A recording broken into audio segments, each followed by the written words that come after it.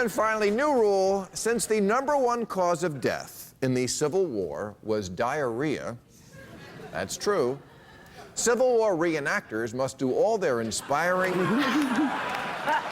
battlefield recreations with a steaming load of crap in their pants. And if you think that sounds uncomfortable and unpleasant, try slavery. Now, I mention this because today, this very day, marks the 150th anniversary of the inauguration of Jefferson Davis as President of the Confederacy. And that's when all the shooting and pooping started.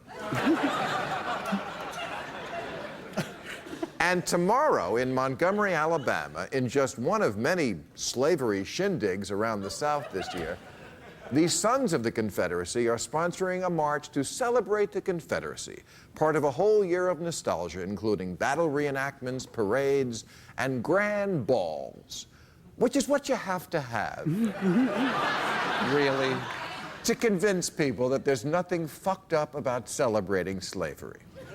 Oh, I know, they're not celebrating slavery, they're celebrating a way of life. Oh, I wish I was in the land of cotton. Yes, because someone else was picking it. I tell you, Southerners, and I love them, but they have more disconnects than AT&T.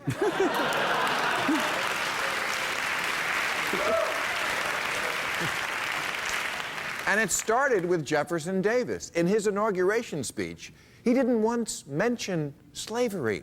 He just talked about agriculture and resources, and then winked so much his wife thought he was sexting her by Morse code. Now, I know you Southerners have had a tough go of it. You lost the Civil War to the North, Reese Witherspoon to Hollywood, and the Dixie Chicks to Satan. And I'm not trying to offend my Southern friends, mostly because you're on meth and packing heat.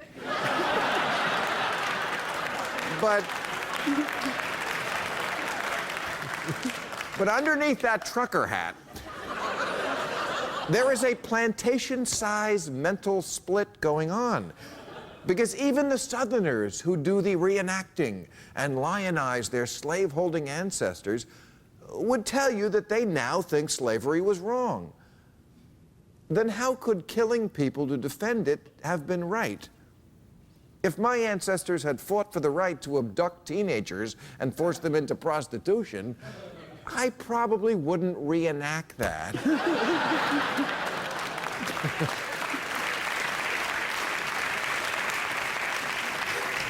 On the weekends with the cast of Gossip Girl. And why is it that the people who want to reenact the war are the losers? That's like sexual role-playing. And starting with, hey, remember that time I couldn't get it up? Let's relive that. So, okay, I'm not saying that your great-great-grandpa, Lucius Merriweather Cornpone, didn't fight bravely at the Battle of Who Gives a Shit, but he was fighting on the wrong side. Just as I'm sure there were brave soldiers in Hitler's army. But I wouldn't start a restaurant called the Waffen Hut.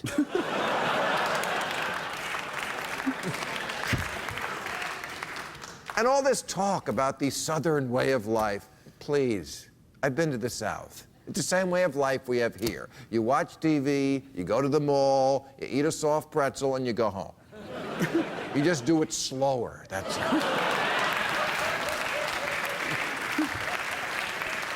Gone with the Wind was just a movie made in Culver City by Jews.